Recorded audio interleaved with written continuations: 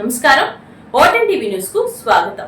ప్రతిభావంతులైన 10 మంది పేద విద్యార్థులను ప్రతి సంవత్సరం 10 మందిని దత్తత తీసుకొని యువతకి విద్యను అందించడంలో సమాజంలో తనవంతు కృషి చేస్తున్న స్టేట్ తెలుగు యువత జనరల్ సెక్రటరీ కిలారు శ్రావణ్. ఈ కార్యక్రమంలో ముఖ్య అతిథులుగా DJ Srinivas Reddy, Uyyuru RTO Hela Sharon, state Telugu యువత జనరల్ సెక్రటరీ కిలారు శ్రావణ్ పాల్గొన్నారు. 2024-2025 సంవత్సరానికి గాను 10వ తరగతి ఉత్తీర్ణత శాతం అత్యధికంగా ఉండడం, ఉత్తీర్ణులైన విద్యార్థుల ఫలితాలు అత్యధికంగా ఉండడంతో ఉత్సాహపరిచి భవిష్యత్తులో ఉన్న శిఖరాలకు ఎదిగేందుకు ప్రోత్సహించే క్రమంలో గ్రాడ్యుయేషన్ డేని ఘనంగా ఏర్పరిచారు. కిలారు నాగశ్రవణ్ అత్యధిక మార్కులు సాధించిన 10 మంది పేద విద్యార్థులను దత్తత తీసుకోవడం జరిగింది. వారు ఉన్నత చదువులు చదివి ఉన్నత ఉద్యోగాల్లో స్థిరపడే వరకు వారికి ఆర్థికంగా, మానసికంగా వెన్నంటే ఉండి వారి జీవిత ఆశయంలో చేరాలనుకున్న గమ్యాన్ని చేరుస్తామని భరోసా ఇచ్చారు. అంతేకాకుండా కిలారు శ్రవణ్ మాట్లాడుతూ యువతికి విద్య ఎంతో అవసరమని, ఈ దత్తత కార్యక్రమానికి ఆదర్శం నారా లోకేష్ అని కిలారు శ్రవణ్ తెలిపారు. ఒక చిన్న అనౌన్స్మెంట్, అంటే ఈ అవార్డింగ్ సెరమనీ ముందు ఒక చిన్న అనౌన్స్మెంట్.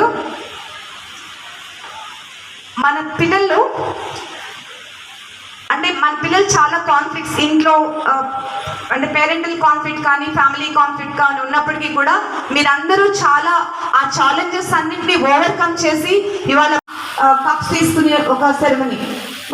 వాళ్ళు క్వశ్చన్ మీద ఆస్క్ మీ, ఇవి నిజంగా do these things happen in your government schools అని అడిగారు.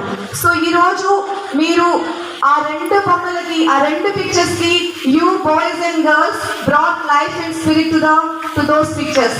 So from my core I just extend my showers of love, warmth and affection to each and every one of you.